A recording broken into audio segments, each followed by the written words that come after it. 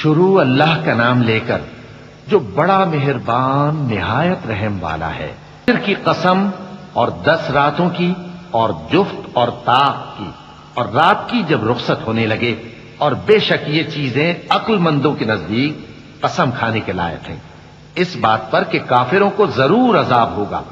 کیا تم نے نہیں دیکھا کہ تمہارے پروردگار نے قوم عاد کے ساتھ کیا کیا، جو ارم کہلاتے تھے، دراز قد مانند ستونوں کے، کہ تمام ملک میں ایسے پیدا نہیں ہوئے تھے؟ اور سمود کے ساتھ کیا کیا، جو وادی قرا میں چٹانیں تراشتے تھے؟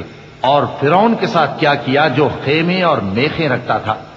یہ لوگ ملکوں میں سرکش ہو رہے تھے، پس ان میں بہت سی خرابیاں کرتے تھے، تو تمہارے پروردگار نے ان پر عذاب کا کوڑا برسا دیا۔ بے شک تمہارا پروردگار طاق میں ہے۔ مگر انسان عجیب مخلوق ہے کہ جب اس کا پروردگار اس کو آزماتا ہے، کہ اسے عزت دیتا اور نعمت بخشتا ہے، تو کہتا ہے کہ میرے پروردگار نے مجھے عزت بخشی، اور جب دوسری طرح آزماتا ہے کہ اس پر روزی تنگ کر دیتا ہے، تو کہتا ہے کہ میرے پروردگار نے مجھے ذلیل کیا۔